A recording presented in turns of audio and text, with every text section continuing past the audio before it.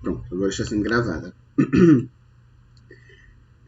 Alguns avisos de início, tá certo, galera? O primeiro é o seguinte: eu ainda estou sem computador, eu estou usando aqui o computador do meu primo. Na sexta-feira eu usei o computador da minha mãe, eu estou assim, vivendo de aluguel, porque o meu computador deu um grandíssimo problema e agora eu estou esperando aí o técnico dar respostas para ver se eu consigo ajeitar aí esse problema. Mas, então, é por isso que eu ainda não consegui fazer o planejamento que eu pretendia fazer com base no questionário que vocês responderam. Mas assim que eu conseguir, assim que eu vou tentar fazer isso durante essa semana, porque aí eu já percebi que eu vou ter que usar o computador dos outros mesmo, porque o meu computador não vai voltar tão cedo. Então é isso, é adaptação. Ok, também é por isso que a gente, por eu não ter conseguido fazer o planejamento que eu esperava e por eu estar sem computador, eu vou ter que começar por esses assuntos, que é história antiga. É o seguinte: no meu planejamento, eu pretendo dar aula, o que a gente chama no ensino de história temática, tá certo? O que significa? Eu não pretendo seguir a cronologia tradicional, os tópicos tradicionais, os assuntos tradicionais que estão nos livros didáticos e etc. Isso não impede que vocês voltem para os seus livros didáticos, se vocês tiverem e tudo mais, que ajuda muito a vocês acompanharem, né? A vocês terem noção do que é que está acontecendo, às vezes buscar alguma informação. Eu mesmo uso o livro didático para poder planejar a aula e tudo, porque uma enciclopédia de informações, né? Então é muito útil nesse sentido. E aí, a história temática, eu vou definir temas, né, como o próprio nome já diz, que vão ser trabalhados, que vão ser centrais para trabalhar cada temporalidade. Então, o centro da discussão não vai ser a temporalidade. O centro da discussão vai ser a própria, o próprio tema que eu vou determinar com base nas respostas de vocês no formulário e tudo mais. Tá certo? Mas, enquanto a gente não começa com essa dinâmica, eu vou trabalhar a história antiga do modelo tradicional. Por que eu vou trabalhar isso? Por que eu vou trabalhar assim? Porque história antiga é um assunto que vocês viram há muito tempo, certo? Que vocês viram ou no sexto ano do ensino fundamental ou no primeiro ano do ensino médio. Então, tipo assim, se vocês lembrarem, parabéns. Mas eu acho que vocês lembram de pouquíssimas coisas. Então vai ter mesmo esse caráter de revisional, quando eu vou trabalhar, agora trabalhando história antiga, e eu vou trabalhar de forma tradicional mesmo, partindo do Antigo Oriente para Egito, Grécia, Roma, as grandes civilizações, porque aí fica mais fácil de vocês irem lembrando das discussões e a gente vai se acostumando com as aulas, a gente vai se acostumando com essa dinâmica, tá certo? Então, para a gente ir se acostumando, eu vou trabalhar com história antiga do modo mais tradicional com vocês, tá certo? Mas é só esse assunto. Então, se vocês estiverem achando muitíssimo chato, segurem as pontas, porque é só esse assunto. Eu também acho ele insuportável.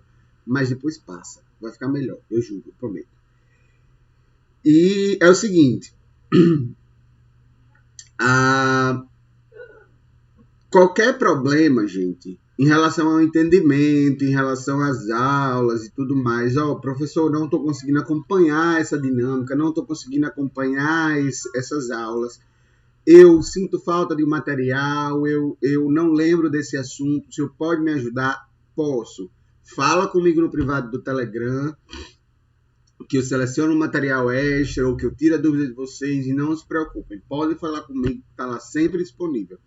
Agora sim, se eu demorar para responder, é porque ou eu estou ajeitando, ou porque eu não vi a pergunta, e um dia eu respondo. Calma, eu respondo. mas não se apresse. E a última coisa, em relação à gravação das aulas. Olha, essa aula eu estou avisando que está sendo gravada. Eu pretendo gravar todas as aulas. Se eu ainda não postei a aula gravada, é porque ainda não deu certo para mim postar. No caso, eu ainda não postei a nossa primeira aula, né?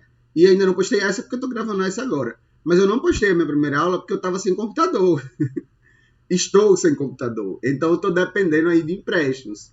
Assim que eu tiver novamente assim que eu conseguir um computador para poder editar a aula e mandar para vocês, eu mando. Mas calma, eu vou mandar. Não precisa ficar agoniado, pedindo e tal, mas calma, eu vou mandar. Vai dar certo. O Enem ainda é daqui a 1 ano. Calma, vai dar tudo certo. Pronto, é isso. Aula gravada, assunto de história antiga e é isso, era só isso mesmo que eu tinha para avisar. E o canal do Telegram. Pronto. Em relação, que eu vi algumas pessoas perguntando nas outras turmas, mas eu vou falar aqui também. Em relação ao Google Sala de Aula, eu ainda não pretendo usar o Google Sala de Aula, por alguns motivos. Por questão de armazenamento, enfim. Mas, quando eu perceber que vai ser necessário, eu vou criar a turma e para compartilhar material com vocês. Por enquanto, eu vou compartilhar as coisas lá no canal do Telegram, tá certo? Para vocês irem acompanhando, recebe mais rápido, vocês podem pegar no celular e fica sempre salvo lá. O Telegram não ocupa espaço no celular com essas coisas baixadas, ele usa uma nuvem. Então, eu acho bem mais fácil para vocês baixarem e guardarem as coisas no celular de vocês, porque aí vocês têm acesso, inclusive no computador, vocês têm acesso a isso no computador e no celular através do Telegram. E como é? Não ocupa espaço no celular de vocês com esse material. Então é isso. Alguma dúvida em relação a esses avisos? Alguma coisa? Podemos começar?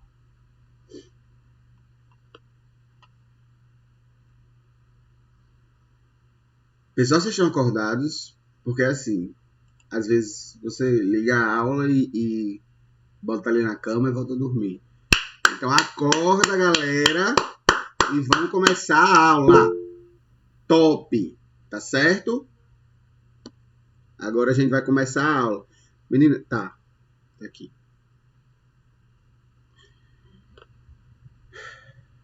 Vai.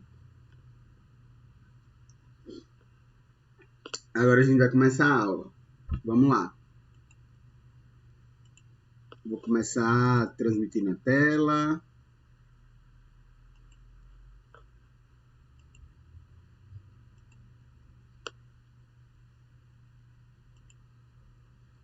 É o seguinte, o primeiro assunto, o primeiro tópico que a gente vai trabalhar, como eu já tinha falado, é a história geral Antigo Oriente.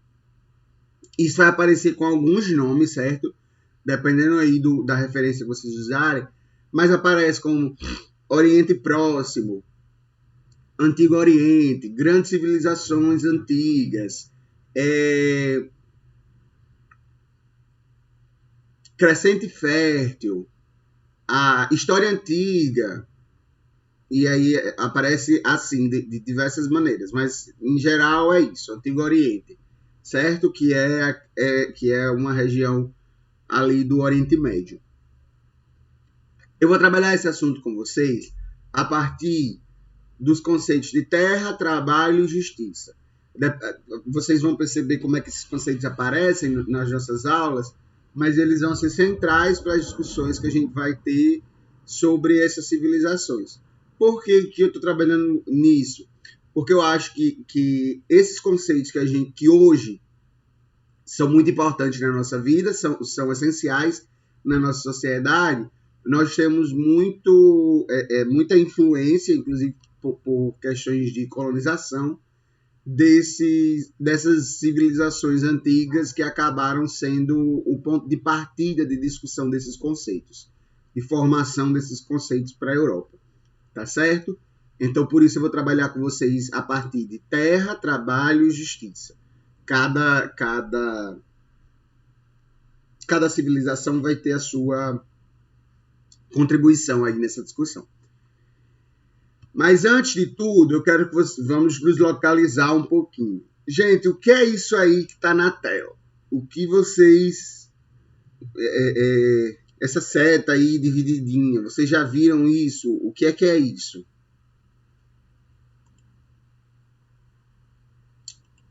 Muito bem, uma linha do tempo. E, Neuza, você consegue abrir o microfone para mim e me explicar qual é a função dessa linha do tempo? O que é isso, linha do tempo?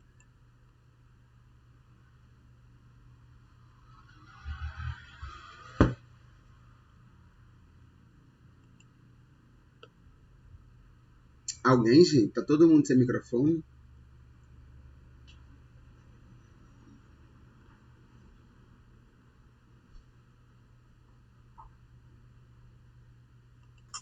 Eu posso falar no lugar dela, não, mas a minha opinião.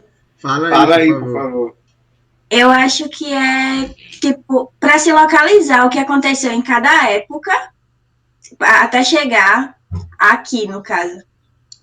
Muito bem. Até chegar hoje, no dia de hoje. Exatamente. Olha só. A linha do tempo é uma divisão. Eu estava tentando falar pelo celular, mas aí fica o retorno para mim e eu não consigo me concentrar no que eu estou falando porque eu fico escutando a minha própria voz. Mas olha só, a linha do tempo é como Yasmin falou, como Neuza falou, é uma forma de separar a história em alguns períodos, certo? É uma forma, como a gente estava discutindo na primeira aula, sobre a questão do tempo, é uma forma que os historiadores encontraram de organizar o passado, certo? Para poder se localizar dentro do tempo, tá certo? Mas algumas características dessa linha do tempo é o seguinte: a linha do tempo que a gente usa, essa é a mais tradicional possível, tá certo? Ela é europeia, certo? Ela foi pensada na Europa e ela foi pensada com centralidade na Europa. Então a gente chama ela de uma linha eurocêntrica, tá certo? Por quê? Primeiro, se você olhar aí para essas imagens, você já consegue perceber que as representações são representações que estão ali ou na Europa ou próximo da Europa. E aí, quando a gente vai ver as marcas do tempo, tá, queda do Império Romano do Ocidente, tomada de Constantinopla, início da Revolução Francesa, tudo isso aconteceu aonde? Na Europa. E aí, tipo, é uma linha do tempo que leva em consideração fatos que aconteceram naquela região. Ah, professor, por que a gente usa essa linha do tempo? Porque em 1500 chegou aqui um barco cheio de europeu e começou um processo violento de colonização da América, tá certo? Então é porque realmente nós fomos colonizados por esses povos e nós temos uma colonização intelectual, uma colonização de leitura de mundo que continua até hoje. Como vocês sabem, a colonização ela não é apenas um domínio pela força, mas ela também é um domínio pela leitura de mundo, né? pelo intelecto, digamos assim. E aí é por isso que a gente ainda usa essa linha do tempo, porque também ela acabou sendo uma forma mais geral de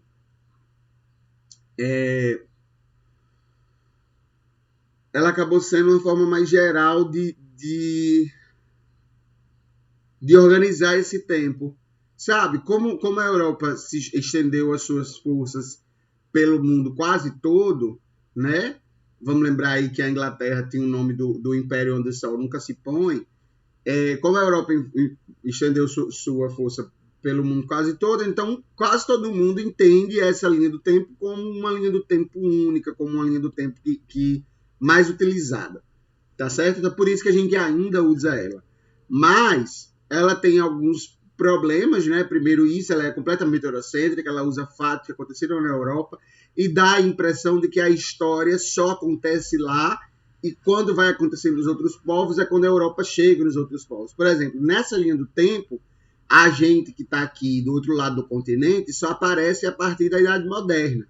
Como se antes da Idade Moderna, antes de 1453, não existisse nada aqui. E aí chegaram os primeiros barcos europeus e começa a história da América. Se vocês olharem o livro didático e forem acompanhando assim, é essa impressão que dá. Mas não é isso que acontece, né? Quando a gente fala da história do homem, nesse ponto aí, que a gente usa como início, cerca de 3.500, 4.000 a.C., ou, peraí, só um pouquinho, 7 milhões dos primeiros hominídeos antes de Cristo, a gente já tem a raça humana, a espécie humana espalhada pelo mundo quase todo. Então, essa história está acontecendo no mundo quase todo, tá certo? Então, não é só na Europa que essas coisas estão acontecendo. Mas a gente continua utilizando essa referência, é mais por uma questão de referência mesmo, como eu estou falando. E tá aí.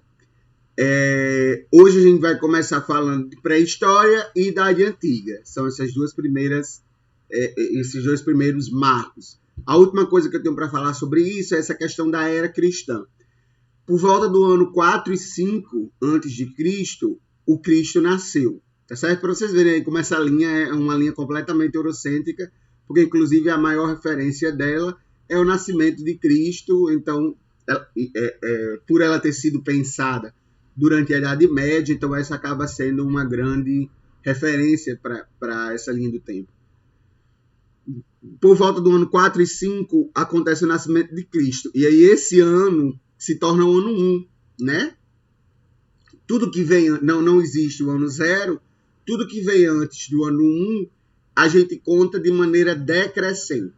Tudo que vem depois do ano 1, do nascimento de Cristo, a gente chama de era cristã e a gente conta de maneira crescente. Por exemplo, hoje a gente conta 2001, 2002, 2003, ano passado foi 2020, esse ano é 2021, próximo ano é 2022. É assim que a gente conta o tempo hoje, na era cristã, não é? Antes disso, alguém está com o microfone aberto? Não, então é só uma falhazinha aqui no microfone. Antes disso, a gente tem uma contagem decrescente. Agora, se vocês perguntarem por quê, professor, eu realmente não sei. Eu só sei que foi um monge medieval que pensou esse modelo e ele fez os cálculos doidos aí para poder apresentar esse modelo. Eu sei que é assim que a gente usa. Mas se vocês quiserem mesmo saber, eu posso procurar sobre por que foi isso. Mas olha só.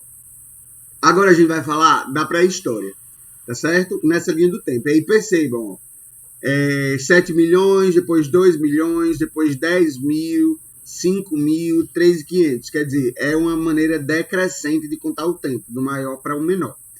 O que é importante vocês aprenderem dessa linha do tempo da pré-história? Primeiro eu tenho uma pergunta. Por que pré-história? Por que a gente usa esse termo pré-história?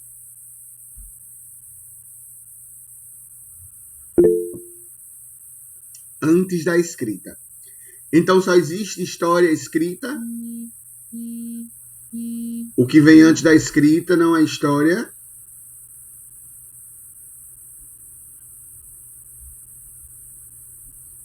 É isso, pessoal? Então alguém me explica aí, alguém desenvolve aí essa fala. Só palavras soltas assim eu não consigo aprender. Vamos lá, galera.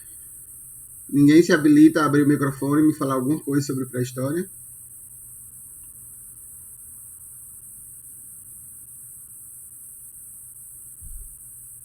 Então, Alisson, é história porque eles já escreviam?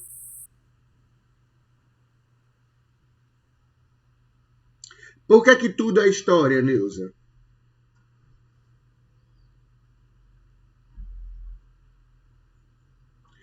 Porque, olha, Alisson falou assim, não, é história sim, eles também já escreviam, só que de outra forma.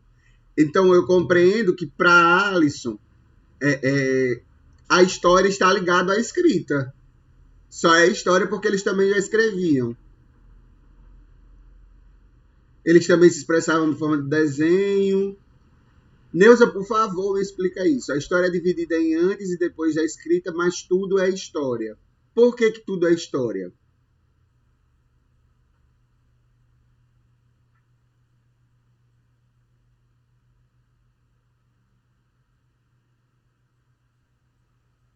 Ninguém para abrir o microfone, minha gente, pelo amor de Deus. Eu vou falar com a coordenação do Procem para a gente fazer uma cotinha aí e distribuir o microfone para a galera.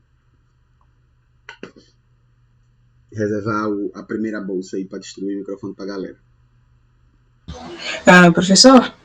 Vai, por favor, alguém fala comigo. Os estudos não são a história, ela não é o estudo dos acontecimentos passados? Sim. Então, não é só porque eles não escreviam ainda que não era história. Não foi um acontecimento passado, então é história. Não precisa necessariamente ter uma escrita. Giovana, você estava na aula semana passada? Tava. Você lembra qual é o personagem absoluto da história? Não. A história é sobre o quê? Além de sobre o passado. Você não lembra disso? O senhor faz um paradoxo tão grande que eu me recordo é que basicamente a história ele estuda o passado. Olha também. Só, a história foi a primeira coisa que a gente falou. O homem, exatamente, a primeira coisa que a gente falou na aula, antes de eu fazer toda aquela enrolada sobre o tempo. A história é sobre o homem. Então, a partir do momento que aparece o homem na história, no passado, já é de domínio da história. Isso já é história, tá certo? Uhum. Então, por que é que a gente chama essa pré-história de pré-história? Porque está antes da escrita, a Neuza está correta, certo? Quando ela fala que é antes da escrita, realmente. Agora, lembrem do que eu estava falando. Essa divisão de tempo, gente, ela está com base na Europa. E é como se só as civilizações que tivessem escrita fosse quando começasse a história, tá certo? E aí, por exemplo, hoje a gente tem ainda, hoje no presente, não estou nem falando de passado, hoje no presente a gente tem ainda agrupamentos indígenas, agrupamentos tribais, tribos da Nova Zelândia, tribos na África, tribos na Oceania, enfim, diferentes lugares do mundo. A gente ainda tem, por exemplo, a civilização indiana, ela tem uma forma de passar a sua cultura, de discutir a sua cultura, que não é escrita, que é através da oralidade. E aí você quer dizer que essas pessoas não estão na história só porque elas não escrevem? Porque elas não têm na escrita. Na verdade, não porque elas não escrevem, mas porque elas não têm na escrita a sua principal forma de registro, porque elas escrevem até. Elas escrevem de outras formas, como vocês disseram aí no chat, mas elas não têm na escrita a sua principal forma de registro, e só por isso elas não estão na história. Então essa é uma denominação, o próprio nome para a história é uma denominação completamente eurocêntrica e que violenta esses outros grupamentos que não precisam da escrita como principal forma de comunicação. E tá ok, sabe? Ninguém é obrigado a nada. Então, galera, por isso que o nome é pré-história, realmente. Neuza foi direta nesse ponto. O nome é pré-história porque está antes da escrita, mas aí, quando a gente vai desenvolvendo esse pensamento, a gente consegue compreender que parece que só é história o que está na escrita e só é história a história do povo que consegue desenvolver uma escrita. É como, por exemplo, vamos voltar um pouquinho. Isso daqui está sendo pensado, principalmente, ali entre a Idade Média e a Idade Moderna, nos primeiros contatos dos europeus com tribos africanas mais isoladas e com a América. E aí, quem é o representante dessa pré-história? Né? Para eles, aqueles novos personagens, não estão ainda no nível de civilização que eles estariam, no nível de história que eles estariam. Então, por isso, eles estão em uma pré-história. Então, é isso. Essa palavra, esse conceito, é um conceito completamente preconceituoso, limitado e violento com esses povos. Por que a gente usa ele ainda? Por uma questão de referência mesmo, por uma questão de costume, sempre foi usado, mas a gente também encontra sendo chamado de pré-escrita ou sociedades ágrafas, ágrafas, no caso, sem a escrita, né? Ou então por esses outros nomes, paleolítico, neolítico, idade dos metais, para não usar o termo pré-história. Mas aí acabou sendo um termo só de referência mesmo, a gente não usa mais com todo esse peso de violência, e é por isso que a gente faz essa discussão antes. É essencial que vocês saibam disso, porque isso é uma coisa que aparece sim nas questões, é uma questão que sempre aparece quando perguntando o porquê do nome pré-história, ou o porquê do nome pré-história não ser mais utilizado, por que é que não usa-se mais essa referência. Então, é por causa disso. Tá certo, pessoal? Porque história é tudo sobre homem, então tudo é história. A partir do momento que aparece homem, tudo é história. E esse é um conceito completamente eurocêntrico e violento com outras civilizações que não têm na escrita a sua principal forma de registro. Tá certo? Mas aí o que é importante desse período pré-escrita? Vocês verem aí que no 10.000 a.C. acontece a Revolução Agrícola e aí marca o início do período Neolítico. Então, Neolítico começa na Revolução Agrícola, 10.000 a.C., e a própria invenção da escrita, que é em 3.500 a.C. Pronto. Esses são os dois dados importantes para vocês da história. Agora vamos lá. O mais importante que vocês têm desse período, a Revolução Agrícola. Por que é que a Revolução Agrícola é chamada de Revolução e por que ela é o marco mais importante da pré-história? Revolução, gente, para as ciências humanas, quando a gente usa esse termo, quer dizer que é uma mudança na ordem tão grande que as coisas nunca mais voltaram a ser como que era antes. Tá certo?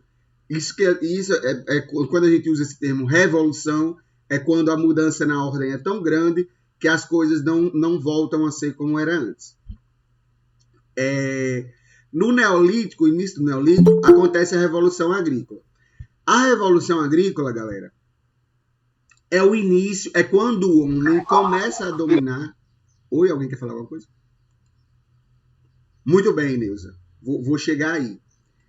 É quando o homem começa a dominar as técnicas agrícolas. E aí, eu queria primeiro que vocês entendessem que isso não é do dia para a noite. Não é assim, acordou no dia 1º de janeiro de 10.000 a.C., pá, todo mundo consegue plantar. Não. Isso vai acontecendo em lugares diferentes, de formas diferentes ao redor do mundo. Mas o registro mais antigo que a gente tem do desenvolvimento dessas técnicas é por volta de 10.000 a.C. Por isso que a gente usa esse ano aí. Mas o que a gente entende disso é a importância da agricultura para a subsistência humana. Antes de desenvolver a agricultura, como é que esses povos estão se sustentando? Como é que eles sobrevivem? De forma nômade, Neuza. Mas o que é que significa essa de forma nômade? Eles fazem o quê? Primeiro, o que é nômade? Segundo, o que é que significa essa sobrevivência de forma nômade? Indo aonde tem recursos. Pronto. É um modo de vida dependendo de coleta, da caça. Então, a partir do momento que vai acabando o recurso em um determinado lugar, ele vai para outro lugar. Tá certo? É isso mesmo. é inverno nessa região, aí eu vou sair daqui de cima das montanhas, que está muito frio, vou descer um pouquinho, porque lá embaixo deve estar mais quente. E aí assim vai, dependendo da situação que a natureza dava. Aqui está tendo muito lobo, vou sair daqui de perto, vou mais para norte, para sul, para uma região que não tenha tanto lobo. E assim vai dependendo do que tá acontecendo aí na região. Essa é uma forma de organização nômade, quando não se tem, como a Alisson falou, um lugar fixo para esse povo. A partir do momento que você tem o domínio da agricultura, a organização social passa a ser sedentária. Porque se você plantou, você vai esperar a colheita chegar para poder colher, e aí você vai se fixando no canto. E você tem mais segurança alimentar. Isso é essencial. A revolução agrícola é essencial porque muda completamente a nossa dieta mesmo. São duas coisas, 2 pontos aí de 2 pontos que os antropólogos usam, que os arqueólogos usam, que foram revolucionários no desenvolvimento do ser humano, da espécie humana. Primeiro, a descoberta do fogo, porque mas o domínio sobre o fogo. O domínio do fogo faz com que a gente consiga cozinhar alimentos. Primeiro, estar acordado à noite e aí se protegendo. Segundo, cozinhar alimentos. E é essencial cozinhar alimentos porque a gente tem um aproveitamento melhor a gente tem um aproveitamento melhor dos nutrientes e tudo mais. E aí, como a gente aproveita melhor esses nutrientes, faz com que a gente desenvolva melhor o cérebro e outras coisas que vão influenciando no desenvolvimento da espécie humana. A outra coisa é a revolução agrícola. Como a gente tem agora algo plantado e tal, e cuida dessas plantações, vai mudando a nossa dieta, ela vai se tornando mais diversa, mais segura, né? Uma segurança alimentar, e isso faz com que isso influencia no desenvolvimento da espécie humana. Mas a principal influência que isso tem é o seguinte: como isso é mais seguro, como está tudo mais seguro em relação à alimentação, acontece o boom populacional. As pessoas têm mais filhos, né? E as pessoas sobrevivem mais tempo, porque são menos riscos na questão de estar andando e tal. Então, isso faz com que aconteça uma mudança muito grande nas relações sociais, tá certo? Então, vamos acompanhando aqui. A partir da Revolução Agrícola, os grupos passam de nômades para sedentários. Com novas organizações, nós temos novas necessidades. E as relações sociais são reorganizadas em torno de um sagrado. O que é que significa reorganizar as relações em torno de um sagrado? Galera, olha só. A gente tinha grupamentos humanos pequenos, porque não dá para andar com muita gente. É bem mais fácil você andar com 10 pessoas, 5 pessoas, do que com 50, 60 pessoas. A gente tem grupamentos humanos pequenos que passam a se fixar num canto. E para plantar, eu não sei se vocês sabem, mas dá muito trabalho. E eu preciso de mais gente plantando. E aí isso faz com que grupamentos diferentes comecem a se relacionar melhor e de maneira mais fixa, certo? Vão ter aí casamentos entre grupamentos, trocas, enfim. E aí essas relações sociais que antes estavam baseadas numa relação de sangue, principalmente, porque tá andando ali sempre as mesmas famílias juntas, e aí primo casa com primo segundo, e assim vai, elas não estão mais só naquela relação de sangue. Elas passam a ter que ter outra referência para essa relação. E essa referência é encontrada no sagrado. Porque quando a gente estuda esses povos antigos, é impossível separar, por exemplo, política de religião, economia de religião, como a gente separa hoje. Hoje a gente tem a economia completamente, ou deveria estar, completamente separada da religião. O Estado, aqui no Brasil não, mas em outras sociedades, né, a gente tem aí uma separação entre o Estado e a religião. Mas nessas sociedades é impossível pensar nisso, porque as próprias relações sociais, fazer parte daquele grupo, significava fazer parte da mesma religião. Entendem? Então, as relações sociais passam a ser em torno de um sagrado, de uma coisa, de uma crença geral, que todo mundo acredita naqueles deuses, todo mundo acredita naquela mesma práticas e tal, e é por isso que a gente tem essa organização. É por isso, pessoal, que, por exemplo, aí, quem for cristão, quem já teve contato aí com a Bíblia, eu acho que quase todo mundo, que a gente vive no Brasil, mas é por isso que o Deus do Antigo Testamento, ele aceita, vocês sabem que a Bíblia é uma história dos homens, né? E ela é completamente influenciada na sua escrita pelo costume daquele povo que a escreveu, como qualquer outro livro, né? Se eu escrevo um livro no Brasil, ele é um livro completamente influenciado pela situação que a gente está agora. Se eu escrevo na Europa, é outro livro completamente influenciado pela situação da Europa, enfim. Então, a Bíblia, que é escrita pelo povo hebreu, o Antigo Testamento escrito pelo povo hebreu, ele é completamente influenciado pela situação daquele povo no tempo, né? Então, vocês podem perceber que o Deus do Antigo Testamento, ele aceita e ele pressupõe a existência dos outros deuses, dos deuses do Egito, os deuses da Babilônia, os deuses assírios, enfim. Porque, percebam, para esse povo que está escrevendo, não é simplesmente os outros deuses como entidades que estão separadas do mundo terreno, como a gente entende hoje. Não.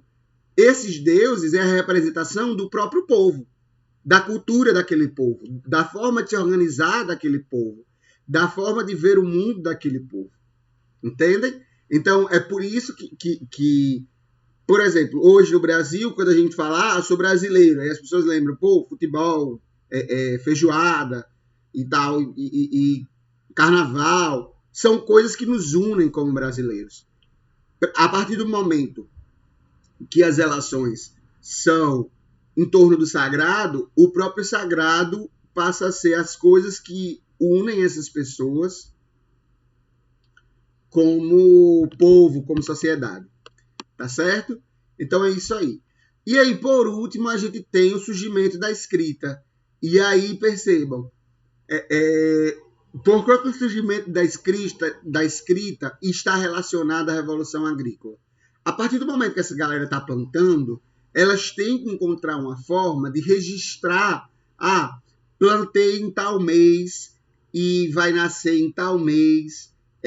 Se eu plantei 50 grãos, eu vou ter um rendimento de 100. Enfim, vai se registrando para se organizar a produção. E aí, como essa organização nunca era feita pela mesma pessoa, né? Porque você tem grupamentos maiores e tal, então há a necessidade de se desenvolver um código que todo mundo entenda, tá certo? E aí é de onde aparecem esses primeiros registros escritos, que na verdade não é nenhum texto, não é nenhum pensamento do dia a dia, pensamento do dia. Não, são tabletes de argila que está registrado ali a produção, está registrado ali a forma de organização daquela sociedade. Entende? Então, é isso. Tudo isso está relacionado com a Revolução Agrícola. Por isso que a gente chama de Revolução Agrícola. Vocês percebem que é uma coisa que, quando acontece, nada mais volta a ser como antes. A gente tem a escrita, a sedentarização, o desenvolvimento da religião como central para esses grupos, enfim. São coisas que nada mais volta a ser como antes.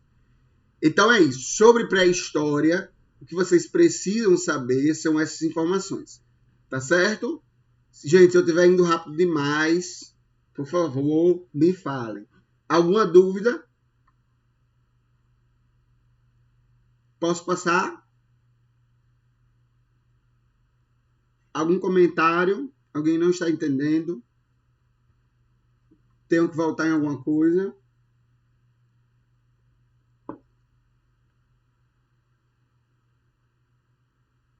Pronto.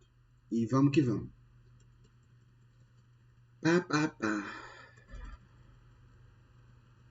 Isso aqui está fora de ordem porque eu dava essa aula em outra ordem. Mas agora, vamos lá. Ok, agora a gente vai falar de uma das civilizações mais antigas naquela região. Qual região é? Só para vocês se localizarem onde é que a gente está falando. Hoje, essa região é o Oriente Médio, essa área aí em azul, mais escuro. No mundo antigo, a gente vai falar dos impérios mesopotâmicos. Por que impérios mesopotâmicos?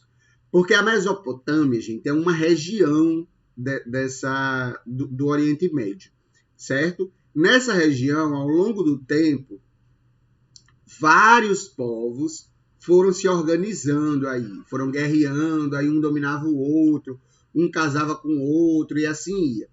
Mas é uma região que passa por vários domínios, tá certo? Tanto que se vocês olharem aí nessa legenda, você tem em roxo o domínio da civilização suméria, aí em verde extensão máxima do primeiro império babilônico, em amarelo extensão máxima do império acádio, aí em vermelho extensão máxima do império assírio, extensão máxima do segundo império babilônico, que é essa parte roxa. Tá certo? Então é isso. Por isso que a gente chama esse estudo dos impérios mesopotâmicos na região da Mesopotâmia. O que é Mesopotâmia? Mesopotâmia é um nome grego, tá certo? Então não é que eles se chamavam assim, é o povo grego que chamava eles assim. E significa região entre dois rios. Meso é meio, potâmico é rio, água.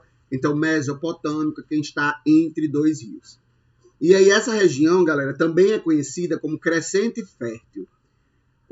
Se vocês acompanharem aí, essa linha vermelha maior que está por cima e também está por baixo, e tem outra por baixo, ela forma mais ou menos, se vocês se esforçarem um pouquinho, vocês conseguem ver uma lua crescente, tá certo? Então, essa região é chamada de crescente fértil, porque ela tem esse formato de lua crescente, tá certo? E ela é uma região entre rios que torna ela mais fértil. Percebam, embaixo tem o deserto da Arábia, aí próximo tem o deserto do Saara, tem outros desertos ao redor, tem uma região montanhosa para cima. Então, são regiões que não são tão férteis, não favorecem o desenvolvimento da civilização. Mas aí no meio, a gente tem uma região mais fértil, chamada de Crescente Fértil. Tá certo? Os dois rios principais são o Rio Tigre e o Rio Eufrates. Essa região hoje é conhecida como os países ali entre a Síria e o Iraque, pegando um pedacinho da Turquia. Tá certo? É onde a gente localiza os nossos estudos, até o Kuwait, no Golfo Pérsico. Pronto. É isso aí. Tá ali no Oriente Médio. O que é que a gente vai estudar, o que a gente vai ver sobre a Mesopotâmia? Galera, é o seguinte. Sendo bem sério com vocês, olhando aqui, olho no olho de vocês, esse não é um assunto que cai no Enem. Eu procurei questões sobre esse assunto nos 20 anos de Enem, certo? Nos últimos 20 anos de Enem. E eu não encontrei uma só questão sobre isso. Mas, como o Enem sempre é uma surpresa, eu vou mostrar esse assunto para vocês, tá bom? Mas assim, não é que seja o assunto mais importante do universo. Tá bom, galera? Mas é isso. É importante vocês saberem. E também porque ele levanta uma discussão, além disso, porque ele levanta uma discussão bem interessante sobre o conceito de justiça, sobre essas primeiras noções de justiça que a gente tem. Na verdade, essa é uma das únicas abordagens que a gente tem sobre esse assunto. Então, por isso a gente vai trabalhar a Mesopotâmia. Mas vai ser bem... Vocês vão perceber que eu vou ser bem geral, vou passar bem por cima. Tá bom? Isso aí. Vamos lá. Primeiro, terra entre dois rios, já expliquei, Mesopotâmia. Como eu falei, é uma região que tem aí vários povos habitando. São esses grupos aí, sumérios, acádios, amoritas, assírios, caldeus. Mais uma vez, quem já leu a Bíblia do Antigo Testamento vai ver todos esses povos aparecendo aí nas narrativas, sempre como inimigos, porque realmente é uma região que está sempre em disputa. Pô, é uma região entre desertos. Para cima é montanha, para baixo é deserto. Aí uma região pequenininha que está ali entre dois rios e é fértil. Então é óbvio que está entre disputa, né? Quem chega ali quer um pedaço do lugar. E assim, né? Todo mundo quer sobreviver ali naquele espaço. E é a região que está entre disputa. Hoje, se vocês perceberem, o Oriente Médio é uma região que está entre disputa, não mais porque é uma região entre dois rios, mas porque é uma região que tem muito petróleo. E aí está aí os Estados Unidos levando a democracia para entre aspas, para o Oriente Médio. Enfim, né? Grandes impérios. Então, esses povos se organizam em cidades-estado, né? Que são pequenas cidades, mas com status de um estado organizado, com rei, etc. A invenção da escrita cuneiforme acontece nessa região, eu acho, se eu não me engano, é pelos sumérios ou é pelos acádios, que a gente encontra registro da escrita cuneiforme. E aí percebam, por que cuneiforme? Isso daí eu acho que é um dos primeiros tabletes de argila que foram encontrados, tá certo? Isso é escrita na argila com um instrumento em formato de cuia, e aí por isso cuneiforme, porque ela vai cavando na argila as representações. E aí é como eu falei, ó, não é nada muito complexo e ela se relaciona com a organização da própria produção agrícola. Tá certo?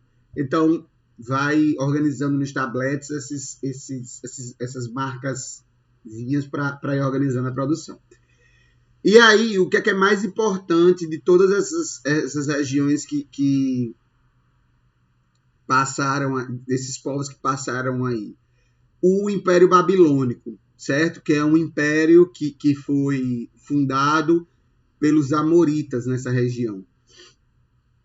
E o seu rei fundador e que a gente lembra até hoje é o rei Hammurabi. Por que a gente lembra do rei Hammurabi? Por causa do Código de Hammurabi. Vocês já escutaram falar do Código de Hammurabi? O que é isso? Neuza, se você for me responder no chat, não me responda. Por favor, liga o microfone, gatinha. Me diga alguma coisa. Deixa eu escutar sua voz. Mas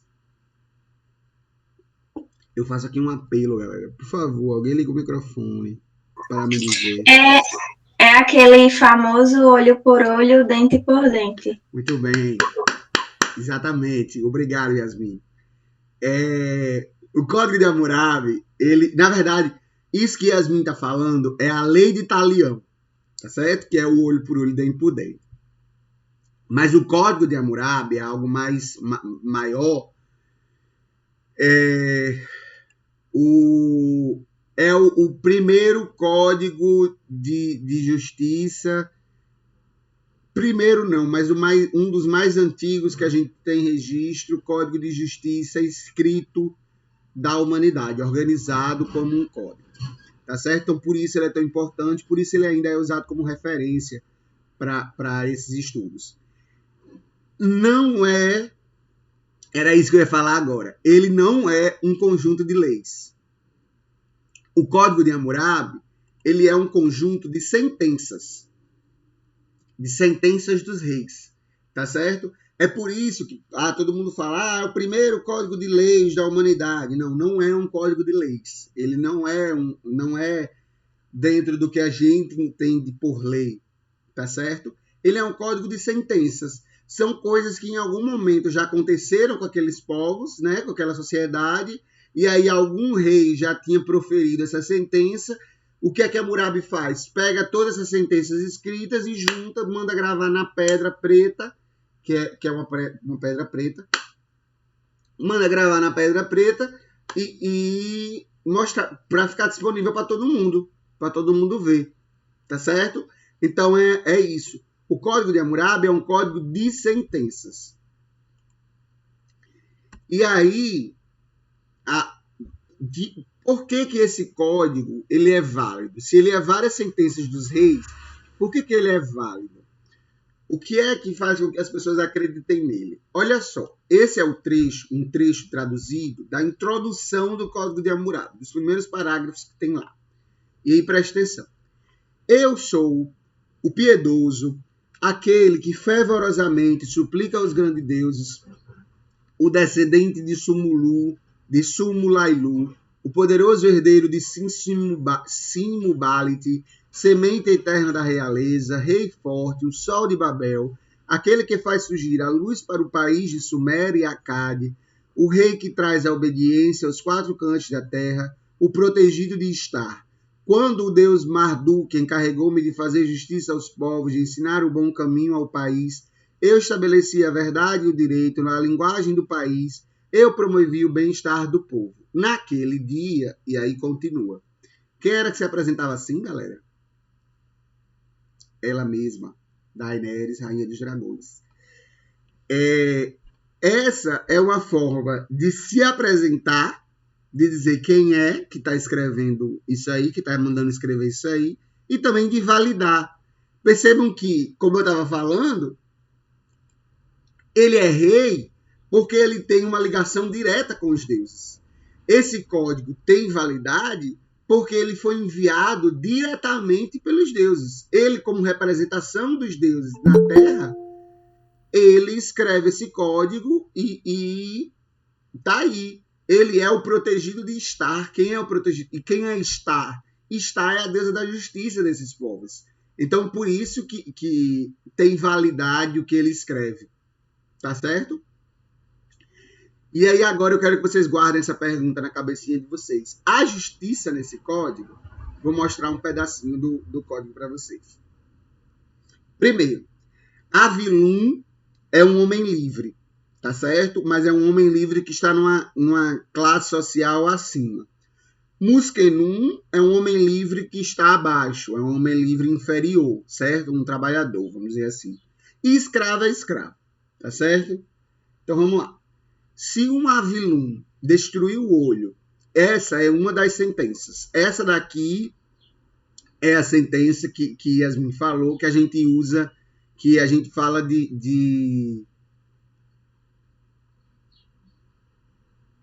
que a gente fala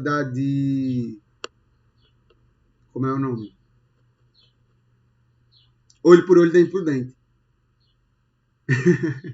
Giovana, é porque se você prestar atenção na forma como o Hammurabi se apresenta aí no seu código, e você lembrar como era que a Daenerys se apresentava, é bem parecido, né? Que ela chegava dizendo, sou a rainha dos dragões, enfim, assim vai. Meia hora se apresentando, 10 minutos de apresentação. O Hammurabi fazia a mesma coisa, recuperando aí os seus títulos. Enfim, vamos lá. Essa é a lei de Talião. Se um Avilum destruir o olho de outro Avilum, destruirão o seu olho. Se destruir o olho de um Muskenum ou quebrou o osso de um Muskenum, pesará uma mina de prata. Se destruir o olho de um escravo de um Avilum ou quebrou o osso do escravo de um Avilum, pesará a metade do seu preço. Então, Vamos entender aqui. Se o agressor for uma vilum, mas o agredido for um musquenum, isto é, alguém que pertence a uma classe social inferior, então não se aplica a pena de talião, não se aplica a destruição do olho, mas é determinada uma compensação financeira de uma mina, que significa aí cerca de 500 gramas de prata. Se destruir o olho do escravo, a compensação é menor ainda. Pelo olho ou pelo osso do escravo, o avilum agressor deve pagar metade do preço que o dono do escravo pagou por ele. Olhando para essa lei de Talião, que se tornou aí o símbolo máximo, né, que a gente fala até hoje, do Código de Hammurabi. Há um senso de justiça no Código de Hammurabi? É justo o Código de Hammurabi?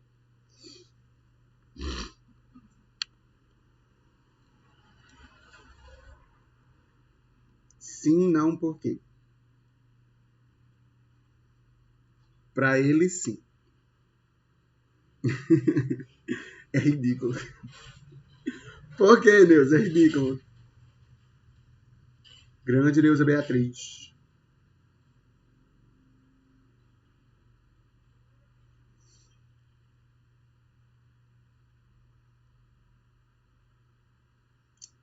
Olha só. Há um senso de justiça relativa aí no Código de Hammurabi, não é? Tipo assim, você fez alguma coisa, você vai ter que pagar. Agora a questão é que essa compensação pelo que você fez, ela vai depender, na verdade, do lugar que você ocupa na sociedade, né? Porque a gente tem o avilum aí, que é uma pessoa que está numa classe social mais alta, que ele, se agredir uma pessoa da mesma classe, vai apanhar. Mas se agredir uma pessoa da classe inferior, vai só ter que pagar a ela uma indenização. Se for um escravo, você paga ao dono uma indenização, não é nem o próprio escravo. Então, né, é uma aplicação de justiça bem relativa. Aí Neuza falou, agora nada mudou. Vamos ver aqui. Vamos andar mais um pouquinho para frente. Adolescente é espancado e preso nu a poste do Flamengo no Rio. Menor seria assaltante conhecido na região. Segundo moradores, jovem disse ter sido abordado por 3 homens mascarados em uma moto. O motorista que atropelou o agente da Lei Seca na Paraíba se apresenta na delegacia. A gente morreu no hospital no domingo e foi enterrado na segunda-feira. Atropelamento aconteceu na madrugada de sábado em João Pessoa. E aí a gente tem a parte do habeas corpus do réu Rodolfo Carlos. Rodolfo Carlos aí é parente de um antigo prefeito de João Pessoa, ou é deputado, enfim, de uma galera que é dona de TV na Paraíba, dona de uma filial da Globo na Paraíba. Enfim, é uma pessoa que tem um certo status social. Nesses 2 casos, pessoal, nós temos um código de lei que supostamente é justo, não é? Porque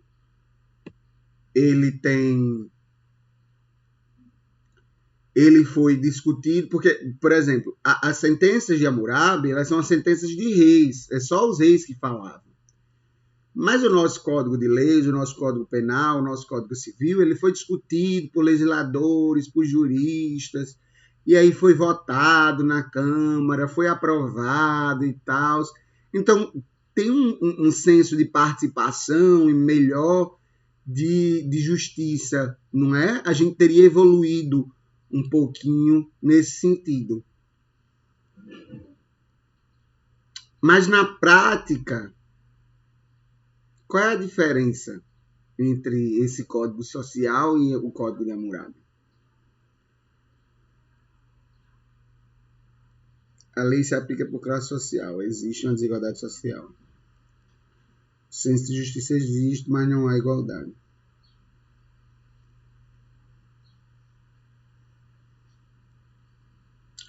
Vamos lá.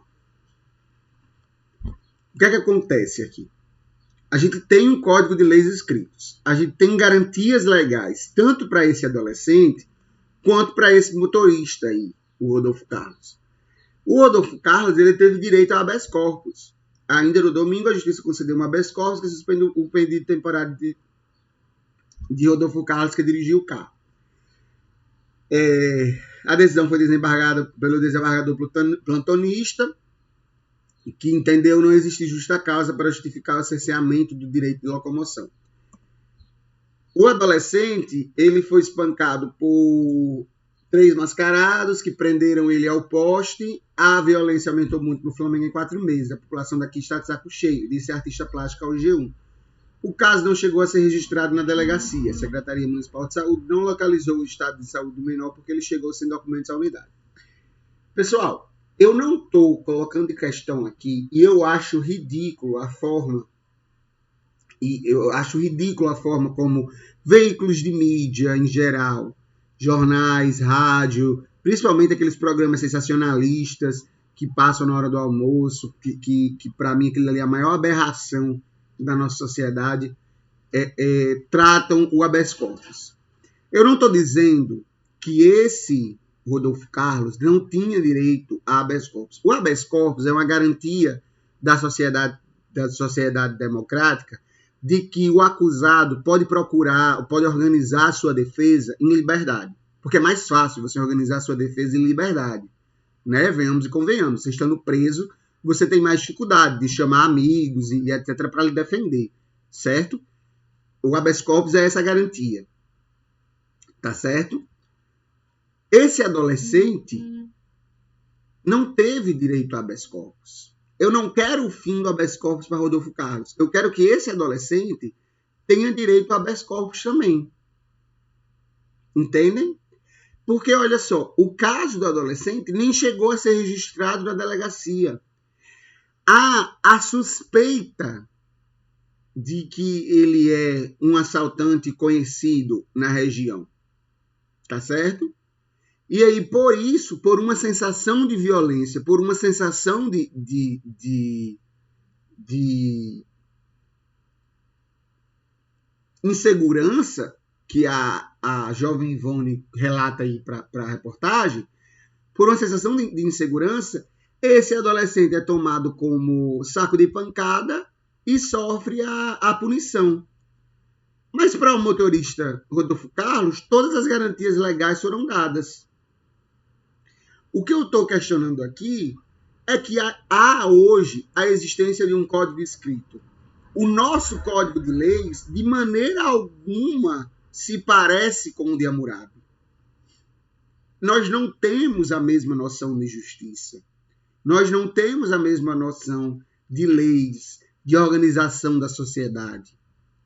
Mas a aplicação das leis ainda passa por marcadores sociais que dificultam a prática, que dificultam essa aplicação.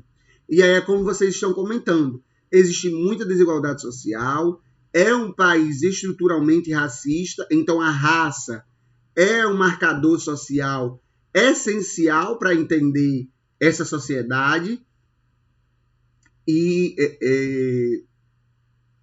o que quer dizer que a justiça no Brasil tem cor, não só no Brasil, mas tem cor e classe. Esses marcadores sociais, eles são centrais para entender a dinâmica de justiça que nós temos hoje. Então, pessoal, percebam. O Código de Hammurabi, ele é reverenciado até hoje como o nosso primeiro código de justiça, o nosso primeiro código de sentenças, né, uma forma escrita de justiça, e ele é muito referenciado porque por estar escrito, né, então haveria aí uma garantia legal. Haveria aí uma garantia legal, né? Pô, tá escrito, então as pessoas não vão mais aplicar as leis de qualquer jeito, né? Os próximos reis vão ter que usar essa referência e vai todo mundo obedecer. Mas não é por estar escrito, não é por termos um código organizado de leis, de justiça, que a gente vai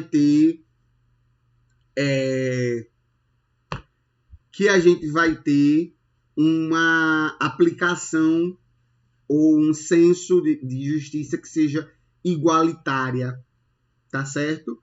E aí outra noção que a gente bebe também do Código de Hammurabi, não é por haver uma pena rígida que a gente tem uma justiça. Porque muitas vezes a gente, por exemplo, passa um caso assim, impactante e revoltante nos jornais, ou enfim, acontece com a gente mesmo, e a nossa primeira resposta é a violência. A nossa primeira resposta é o senso de vingança, digamos assim, para que nós mesmos nos sintamos seguros. É como se eu fazendo a outra pessoa sofrer da mesma forma que eu sofri, eu vou estar seguro. Pelo menos é essa a lógica da lei de Talião. Se a outra pessoa tirou o meu olho, eu vou tirar o olho dela. E aí vai ficar tudo ok.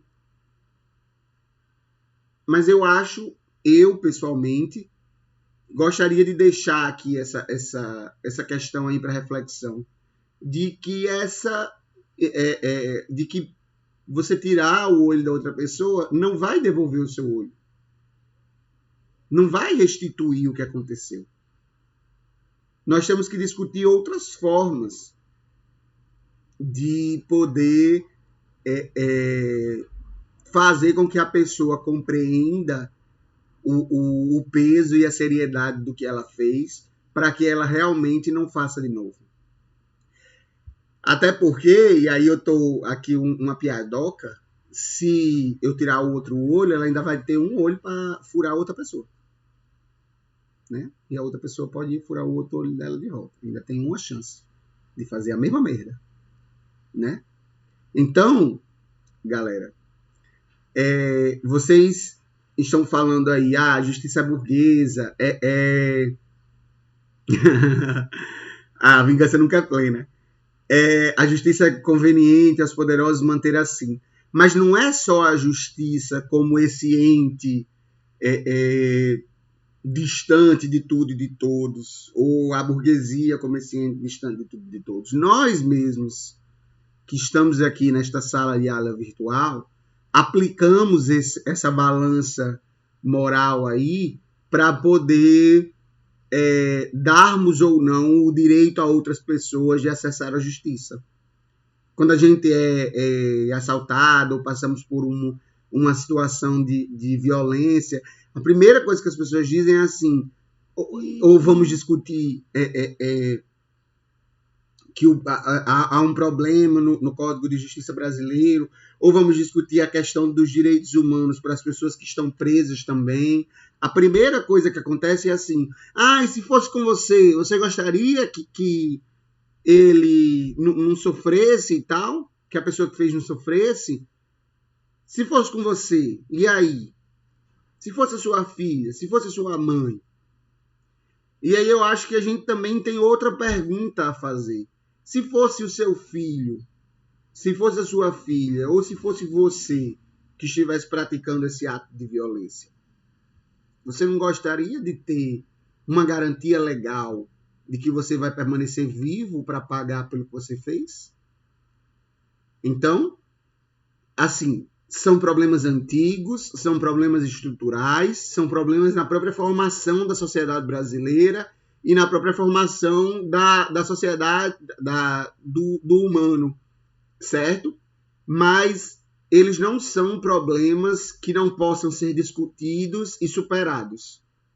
Eu acho que as nossas noções de justiça, elas devem estar em constante questionamento, em constante discussão, para que haja cada vez mais uma aproximação de uma justiça mais igual, mais justa, para todo mundo.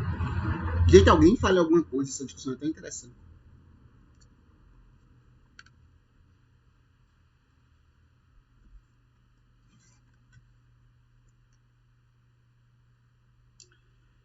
Então, olha só. Diga aí, Dariana. Eu tenho um pensamento bem cuidado em relação a isso. A gente vive em um país muito problemático estruturalmente, porque desde muito tempo existe uma sociedade privilegiada em determinados pontos. A maioria das pessoas que estão presas no Brasil são negras e de periferias. Tendo em vista isso, o lance do olho por olho, dente por dente, não se aplicaria, até porque tem que ter formas de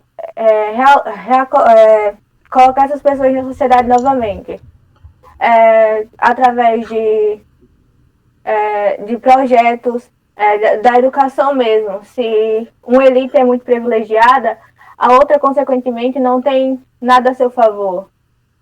Então, tipo, aplicar dessa forma, do olho por olho, dente por dente, e anular completamente a possibilidade da ajuda, só faria a sociedade se afundar ainda mais. Tipo aquele pensamento de bandido bom é bandido morto.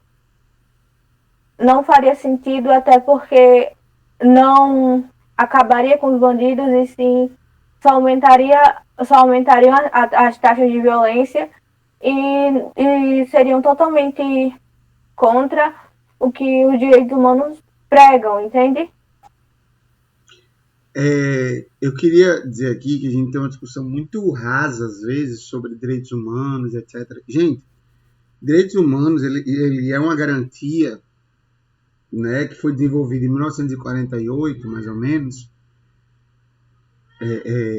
a assinatura lá dos direitos humanos, porque depois da Segunda Guerra, né, depois das atrocidades da Segunda Guerra, o mundo percebeu, ei galera, vamos combinar aqui de não matar o coleguinha, vamos aqui combinar de a gente não pode botar o coleguinha numa câmara de gás, a gente não pode escravizar o coleguinha que é de uma raça diferente, a gente não pode bater no coleguinha.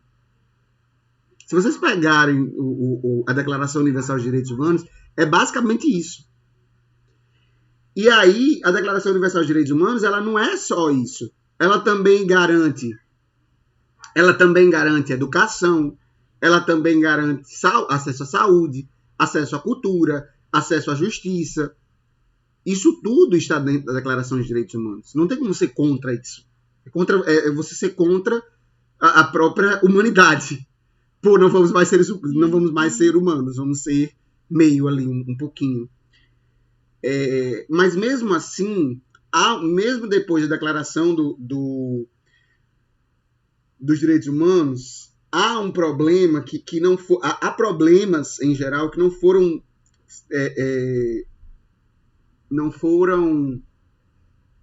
não acabaram com essa declaração, né? Não é como se o mundo do dia para a noite virasse um grande panfleto de testemunho de Jeová. A gente tem um problema, por exemplo, na própria origem e na forma de organização, para que servem as prisões. E aí não sou eu só que falo isso. Se vocês se interessarem por estudar a história das prisões, por que a gente tem esse dispositivo na nossa sociedade, as prisões elas são um depósito humano do que não presta na sociedade. Elas não são só para quem fez alguma coisa de ruim. Hoje as prisões estão assim, mas tipo, a gente tem os manicômios, como no início do século passado, como uma forma de aprisionamento. Então você tinha uma pessoa que não se adequava ali àquele código social, então ela era taxada de louca e jogada no manicômio. E aí é uma forma de depósito social mesmo.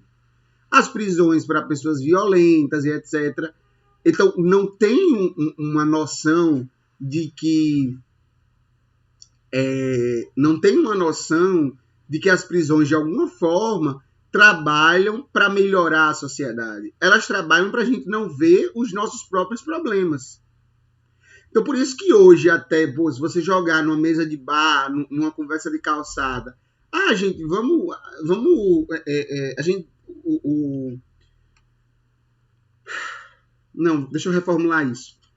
Nenhum candidato de esquerda, direita, do que for, que queira ser eleito, coloca na sua campanha a discussão de reforma do sistema prisional brasileiro. Nenhum. A governador, prefeito, presidente, de esquerda, direita, centro, nenhum coloca a reforma do sistema prisional brasileiro.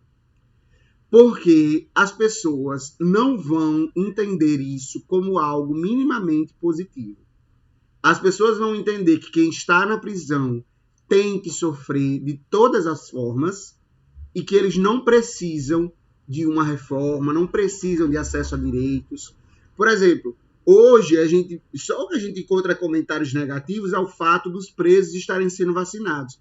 Galera, os presos estão sendo vacinados contra a Covid porque na prisão eles não têm acesso à saúde básica. Uma coisa que a gente já venceu no século passado, que é a tuberculose, certo? A doença tuberculose, ela já foi vencida no século passado, ela já tem tratamento. Hoje, a coisa mais difícil é você ter alguém que pegou tuberculose. Nas prisões, ela é uma epidemia dentro das prisões. As pessoas pegam tuberculose. Sarna. Você tem noção do que a pessoa pega? Sarna? Doença de cachorro. E isso é levado como se faz parte da pena. E sendo que hoje, dentro das prisões brasileiras, tem eu não lembro agora do dado específico, mas há uma porcentagem das pessoas que estão presas no Brasil que nem passaram por julgamento, nunca sequer estiveram diante de um juiz. Elas não tiveram a chance de apresentar a sua defesa. E aí voltando, se colocando nesse lugar. Se vocês estiverem nessa situação, vocês não queriam ter acesso à defesa? Vocês não queriam ter acesso a garantias de sobrevivência mínima dentro desse Estado? Se fosse seu irmão, sua irmã, dentro dessa situação.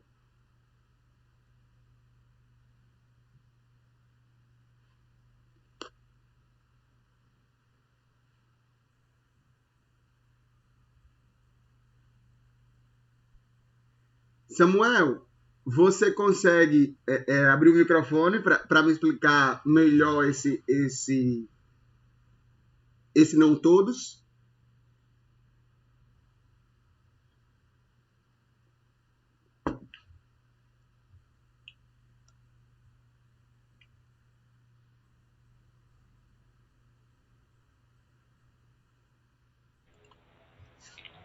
Assim, porque tem pessoas ali, no meio, na prisão, que estão presos, que foram pessoas que, sei lá, roubou, ou então foi preso com uma certa quantidade de drogas, né, que tem para ser preso, mas há outras pessoas ali que, tipo, matou 5, estuprou, e vários outros crimes que são horrendos, né? Na nossa visão são horrendos e são realmente horrendos. Para mim, essas pessoas que cometeram crimes horrendos merecem ter a sentença de morte. Mas para chegar à sentença de morte tem todo um julgamento e no sistema de leis aqui do Brasil não existe a sentença de morte. Então, nesse ponto, eu acho que deveria sim existir a sentença de morte, mas não para todos. Mas por que é que a sentença de morte me explica melhor por que deveria acontecer a sentença de morte. Por que isso seria positivo para a sociedade brasileira?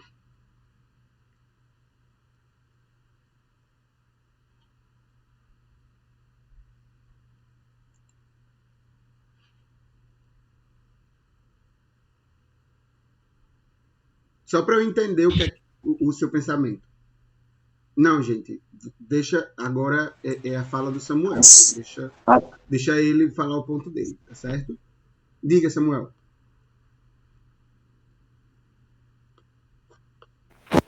Assim, como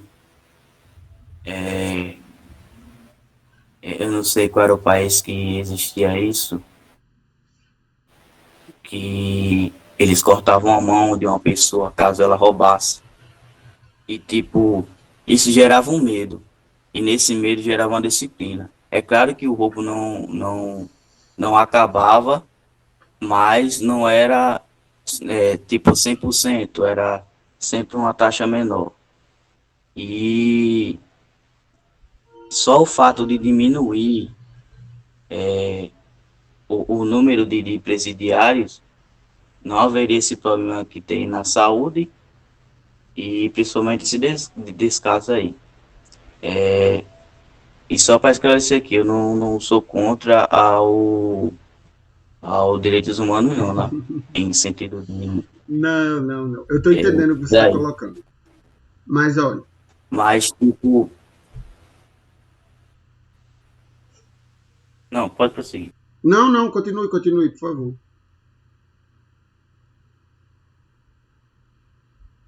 Mas, tipo, se a gente continuar com um pensamento com uma pessoa que pronto, existe assassino de aluguéis aí. Pô, pra mim uma pessoa dessa, ele tem que morrer. Porque ele só vai ser mais um carrapato no sistema, no nosso sistema do Brasil, que já tem os poderosos lá sugando de todas as formas. E ele só vai ser mais um carrapato e uma pessoa que vai só aglomerar lá no presídio. Tá, entendi. José Vitor, você consegue abrir o microfone para desenvolver essa ideia aí?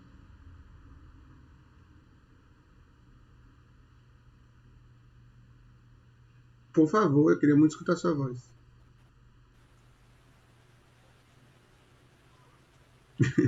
Não, mas tá certo. Vou só ler para todo mundo, que nem todo mundo tá no chat e também para ficar na gravação.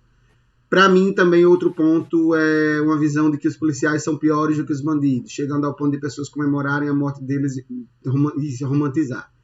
Os bandidos que todos roubam por necessidade, se atirarem em alguém é porque essa pessoa merece, etc. Giovânia, você quer falar? Pode falar. Era sobre... Peraí, deixa eu procurar o nome, que a minha memória é fraca. O que o Samuel estava falando sobre pena de morte. Que por um tempo, há um bom tempo, eu também pensava sobre, por crimes horrendos, por exemplo. Aí eu parei para pensar, por exemplo, uma pessoa que matou um bocado. Se ela só morrer, isso não vai trazer benefício nenhum. Agora, eu esqueci qual era o lugar que tinha isso nas prisões, que era um modo mais de reabilitação. Todo mundo lá, os prisioneiros, eles trabalhavam para sustentar a si mesmo, quanto gerava um pouco de lucro, e também, por exemplo, ele trabalhava plantando, e isso ia para ele uma experiência nessa parte da agricultura. As pessoas que cometeram não só crimes horrendos como menores poderiam tanto se reabilitar, melhorar aquilo, procurar uma melhor vida e estar mais habilitado para isso do que simplesmente matar. E sim, procurar uma forma de fazer com que ele pague a sua sentença e gere uma forma daquilo ser algo positivo depois.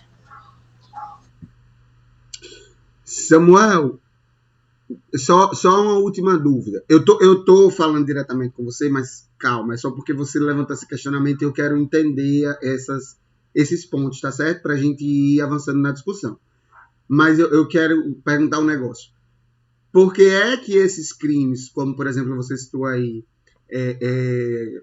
sei lá, o matador de aluguel, ou a pessoa que matou, a pessoa que estuprou, por que esses crimes são horrendos?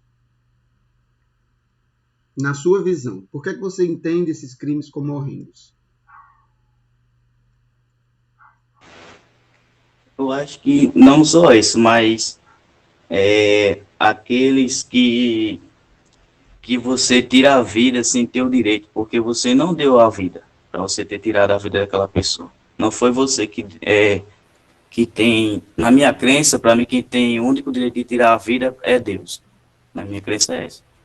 Então, uma pessoa que, que chega, influencia a um jovem morrer por causa de drogas, né? Ele acaba sendo influenciado por causa de drogas, das drogas, ou então influenciar ele a matar. Para mim, essa pessoa que está por trás disso merece ter um julgamento para ter a sentença de morte. Tem um comentário aqui que eu quero esclarecer, que foi do Vinícius. Ele disse que seria uma grande quantidade. Não seria uma grande quantidade se tivesse um julgamento certo. Que no Brasil aqui não existe isso, né? Que, como a gente estava discutindo anteriormente, as leis que existem não são aplicadas para todos. Pronto. Aí eu ia colocar essa questão, mas já colocaram aí no chat. Então, se o crime é horrendo porque a pessoa matou ou atentou contra a vida de outra pessoa, por que o Estado teria direito de tirar a vida de outra pessoa?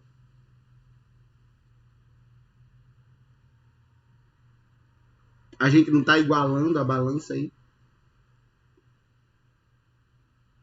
O Estado seria um assassino? A morte dessa pessoa, desse assassino, vai gerar uma melhoria para a sociedade de alguma forma? Ou a gente só teria 2 assassinos na história, o Estado e a pessoa acusada?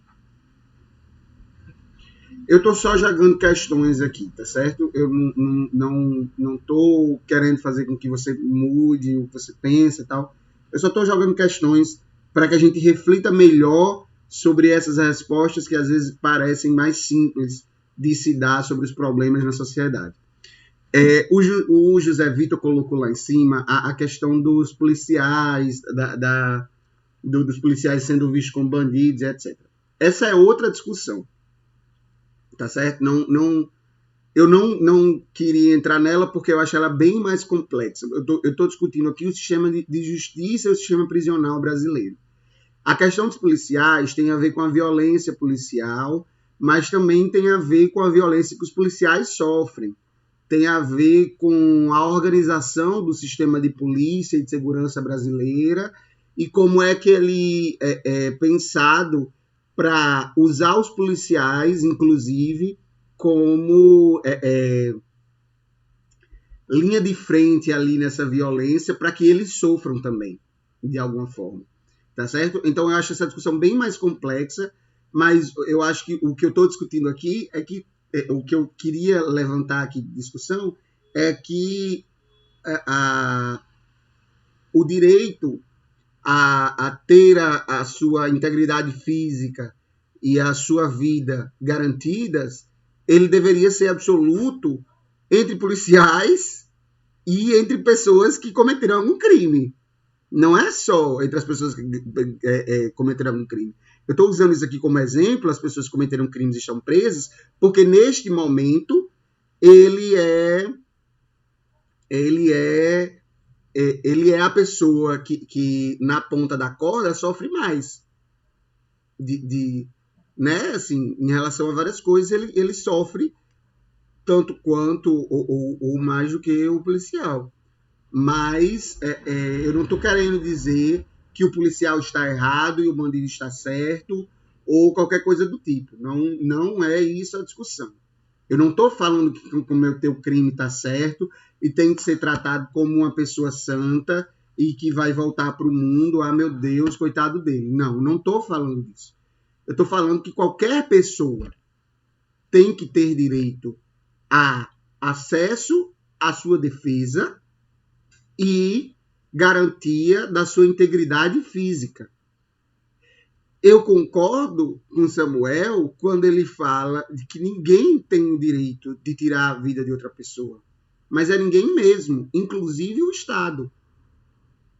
O Estado tem a obrigação de garantir a minha vida, de garantir que eu continue vivo e de garantir que aquelas outras pessoas também continuem vivas.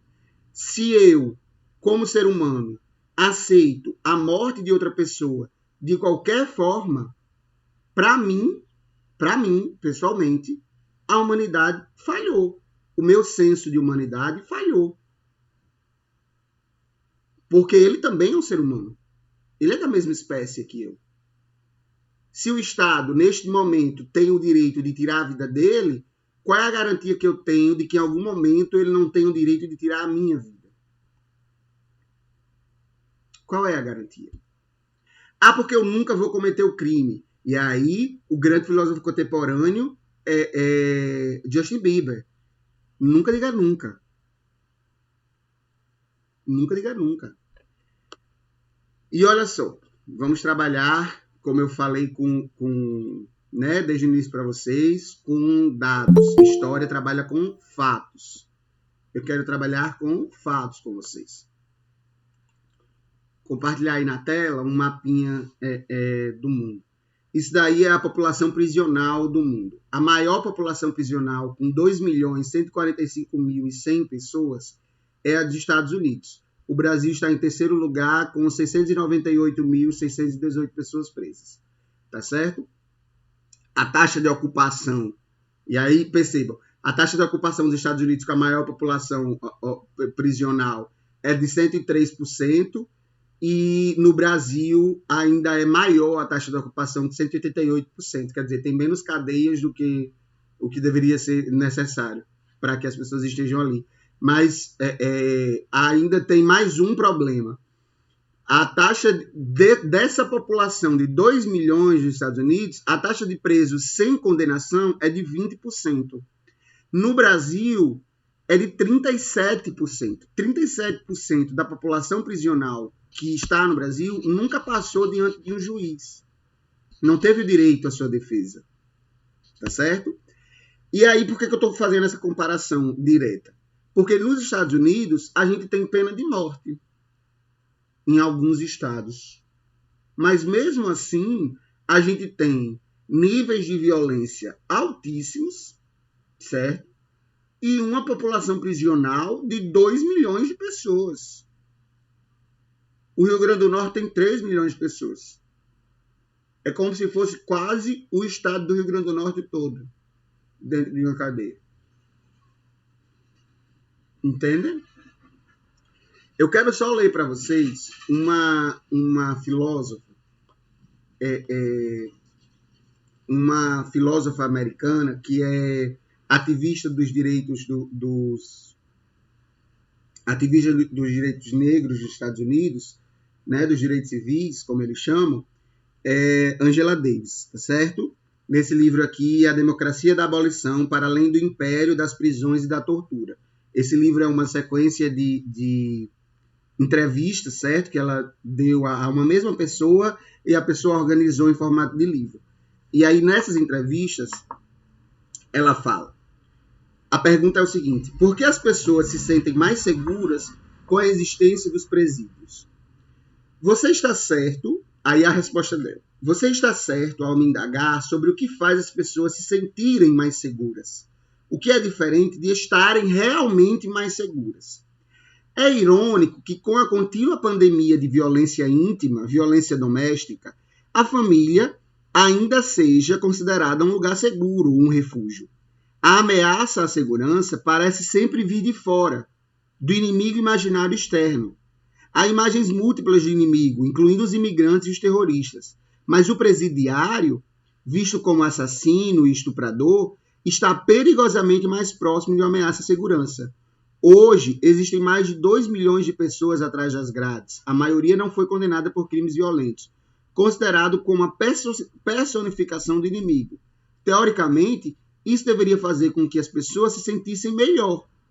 Mas o que realmente faz é desviar sua atenção das ameaças à segurança gerada pelas Forças Armadas, pela polícia, pela corporação gananciosa e, algumas vezes, por parceiros íntimos de uma pessoa. Em outro trecho, ela explica o seguinte: a relação que normalmente se pressupõe no discurso popular e acadêmico é de que o crime gera castigo. O que tenho tentado fazer, junto a vários outros intelectuais, é encorajar as pessoas a aventar a possibilidade, a pensar na possibilidade de que o castigo pode ser consequência de outras forças e não uma consequência inevitável da execução do crime. O que não significa dizer que os detentos não tenham cometido aquilo que chamamos de crimes. Eu não argumento isso de maneira alguma. Independentemente de quem cometeu ou não um crime, a punição, em síntese, pode ser vista mais como consequência da vigilância racial. O aumento da punição é mais comumente resultado de um aumento na vigilância. As comunidades que são objeto de vigilância policial têm muito mais chances de fornecer indivíduos para a indústria da punição. Mais importante do que isso, a prisão é a solução punitiva para uma gama completa de problemas sociais que não estão sendo tratados pelas instituições sociais que deveriam ajudar as pessoas na conquista de uma vida mais satisfatória. Esta é a lógica do que tem sido chamado de farra do aprisionamento. Em vez de construírem moradias, jogam os sem-tetos na cadeia. Em vez de desenvolverem um sistema educacional, jogam os analfabetos na cadeia. Jogam nas prisões os desempregados decorrentes da desindustrialização, da globalização, do capital e do desmantelamento do bem-estar social. Livrem-se de todos eles. Remova essa população dispensável da sociedade. Seguindo essa lógica, as prisões tornam-se uma maneira de dar sumiço nas pessoas com a falsa esperança de dar sumiço nos problemas sociais latentes que elas representam. Galera, a ideia que Angela Davis coloca para a gente é o seguinte: a sociedade como um todo, a humanidade como um todo, deveria se preocupar também em discutir outras formas de garantir a nossa segurança e de garantir o bem-estar social. Uma forma que garanta a igualdade de acesso a todo mundo. E ela coloca a gente numa posição de questionamento, de nós mesmos nos questionarmos se a existência das prisões nos deixa mais seguros. Como eu coloquei o dado aqui, a população prisional dos Estados Unidos é de 2 milhões de pessoas, mas a sociedade americana não se sente segura. É uma sociedade violenta da mesma forma. Essa discussão, galera, eu não vou enganar vocês, ela não tem uma resposta, para mim, pelo menos, e ela não tem uma resposta simples. A gente pode passar o dia inteiro aqui discutindo e cada um vai ter uma opinião e a gente vai discutir aqui eternamente, tá certo? Mas eu quero que vocês levantem a possibilidade de questionar coisas que às vezes a gente tem como absolutas na nossa sociedade, na nossa cabecinha, e de questionar respostas simples que nos são dadas por diversos atores sociais. Às vezes, a resposta mais simples não é aqui a mais correta, não é a mais justa, não é a melhor para a nossa sociedade. Em geral, não é. Tá certo? Não é como se matou, vai morrer, roubou, vai perder a mão, roubou, vai apanhar e tal. Não é. Eu acho que na sociedade brasileira, a gente tem sempre que lembrar, a gente tem sempre que partir desse lugar. Sempre. Não tem como pensar na sociedade brasileira sem partir desse lugar. É uma sociedade que foi formada na escravização da pessoa negra, certo? Então, qualquer sistema de violência aplicado pelo Estado rememora e nos volta a um momento em que, na história brasileira, o Estado podia aplicar a violência contra qualquer pessoa. E esse momento é o momento da escravidão e depois das ditaduras na República. Tá certo? Então, esses são questionamentos que, como eu falei, não tem resposta simples a ser dada. Mas são questionamentos que são necessários de se fazer. Tá certo? Eu coloco essa aula aqui para fazer uma discussão e para levantar questões, para vocês levantarem questões sobre o conceito de justiça que nós temos e sobre a aplicação dessa justiça na sociedade brasileira. E assim, nós estamos nivelando aqui o debate por baixo, no sentido de que eu estou tentando obrigar vocês a olharem pela cabeça das pessoas que estão presas, pela cabeça das pessoas que mais sofrem dentro do sistema prisional. Mas vocês também podem nivelar esse debate por cima, colocando pessoas que são ricas, pessoas que estão em posições políticas importantes, que não têm os seus crimes devidamente punidos no nosso sistema judiciário. E aí eu não acho que tenha que haver um endurecimento das penas. Stephanie, só para completar. Eu não acho que tem que haver um endurecimento das penas. Eu, pessoalmente, acredito que o que tem que haver é um sistema de justiça que funcione de alguma forma. De qualquer jeito ele tem que funcionar. Ele tem que garantir a acusação e a defesa. A propaganda aí de uma das maiores de um dos maiores esquemas de corrupção da história do Brasil e de o maior esforço do judiciário para punição de crimes de colarinho branco, meu Deus, salvadores da pátria, que é a Operação Lava Jato, está aí posta à prova no mundo todo de que não foi bem assim, né? E assim, mesmo assim, a Operação Lava Jato aconteceu, mas a gente tem aí acusação de corrupção relacionada a casos de Covid, a verba de Covid. Porra, depois da Operação Lava Jato a gente ainda tem corrupção? Como assim? Não acabou? Depois do dia 1º de janeiro de 2019 a gente ainda tem corrupção? Mas com esse governo ia acabar, gente? Não entendi. Qual foi o problema? Nos Estados Unidos a gente tem pena de morte, mas ainda tem violência? A gente tem mais prisões do que no Brasil, porque mesmo com uma população maior prisional, a taxa de ocupação ainda é menor e a gente ainda tem violência, então não é construindo mais prisões que a gente vai solucionar esse problema? São questões que a gente tem que se fazer diariamente, não é só hoje não. É para entender o nosso posicionamento mesmo na sociedade e para entender qual é a sociedade que a gente quer. Diga aí, Stephanie.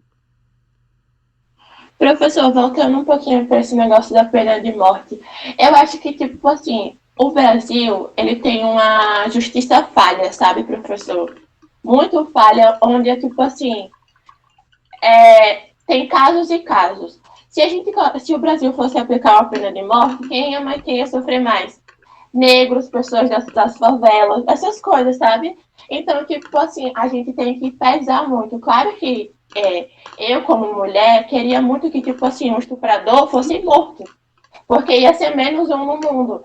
Mas, como uma pessoa que também tem visão das coisas, a gente tem que entender uma coisa, que muita gente ia morrer sem ser culpado.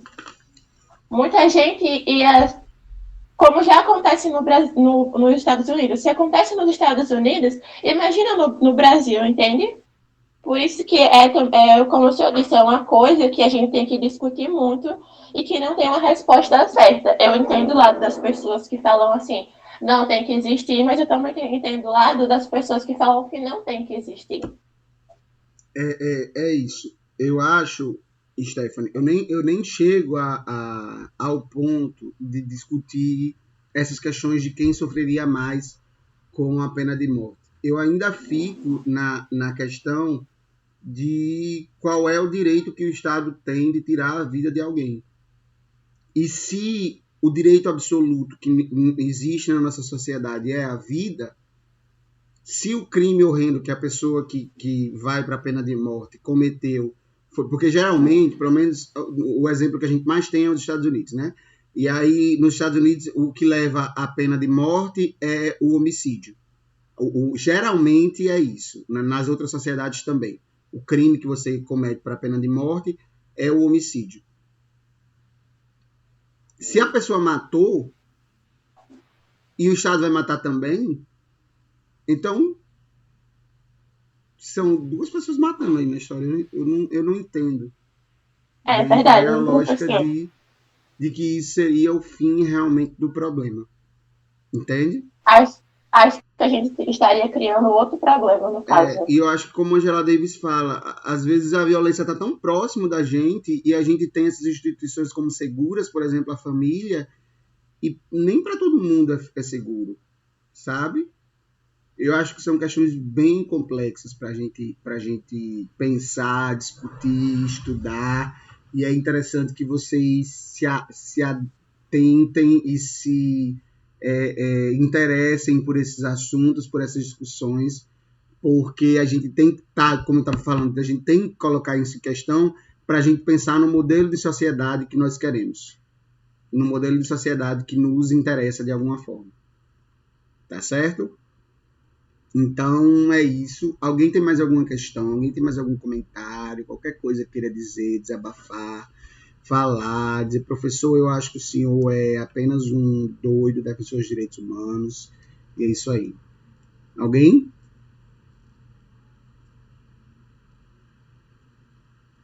Se for para me chamar de esquerdista, eu aceito o elogio. Também.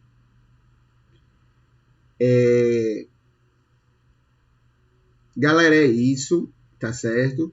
E antes, como essa é uma discussão bem polêmica, eu só quero lembrar vocês do que eu falei na primeira aula, tá certo? Todas as minhas aulas serão de acordo com a competência 5 do Enem. Vocês têm que desenvolver noções de cidadania e de democracia e o senso de agir em sociedade, o senso crítico necessário para que vocês ajam em sociedade. E essa sociedade, para mim, tem que ser baseada na defesa dos direitos humanos, qualquer que seja o humano. Para mim, não é direitos humanos mais, não tem um mais. Não tem um direitos humanos se essa pessoa for legal. Não, direitos humanos apenas para quem eu gosto, não. Para mim, o direitos humanos ele tem que acontecer para todo mundo. Tá certo? E eu não acho que o senso de vingança seja, de qualquer forma, um senso de justiça. Tá bom? Então, é isso, galera. Qualquer questionamento, olha lá na competência do Enem, porque é que eu estou dando essa aula. E qualquer dúvida, meu Telegram está aberto para questões e etc. Tá certo? Professor, Diga, Yasmin. eu passei na segunda chamada, então eu não estava na primeira aula. Eu não sei se o senhor falou sobre se é o senhor que vai dar aula de História do Brasil também. Só tem eu como professor de História. Se vocês não gostarem, sinto muito. Mas Aí como é que o senhor vai... eu falei é o seguinte, eu vou trabalhar, como eu estava falando no início, com história temática. Então eu não vou separar uma história do Brasil, porque para mim também não existe uma história separada. E não vai ser uma história factual. Eu vou trabalhar assuntos de maneira mais complexa com vocês e mais gerais, porque eu acho assim, vocês têm várias pessoas, certo? De diferentes níveis, pessoas que tiveram um passado escolar bem diferente, que tem gente que nunca teve professor de história, aí tem gente que tiveram ótimos professores de história, que tem gente que teve um professor medíocre, pessoas que nunca pegaram um livro de história, pessoas que pegam livro de história todo dia. Então, por isso, eu vou fazer um planejamento que possa abarcar a complexidade de todo mundo. Para mim, o que melhor trabalha isso é a história temática, porque aí eu posso nivelar de uma forma que são temas que todo mundo tem algo a dizer sobre esses temas. E aí a história, os fatos vão entrando dentro desses temas. Tá certo? A primeira aula, eu já tinha dado essa explicação, mas eu estou dando de novo. A primeira aula foi de introdução à história, vocês perderam. A primeira aula foi de introdução à história, eu tratei de conceitos mais gerais. Foi uma aula bem doida, certo? A gente falou de muita coisa, mas que são conceitos que vão ficando e vocês vão entendendo ele ao longo do ano, tá certo? E essa aula foi gravada, eu vou postar para vocês assim que for possível, porque no momento estou sem computador, mas eu vou... como é o nome? Me organizar essa semana com o computador dos outros para poder editar e postar essas duas aulas, tanto essa de hoje quanto a primeira aula para vocês, tá bom? É isso, mais alguma dúvida? Pronto, né? Gente, só uma perguntinha antes de vocês saírem. Foi aqui que uma menina falou sobre como é o nome? Platão, na primeira aula. Se você for a menina que falou sobre Platão, me diga oi.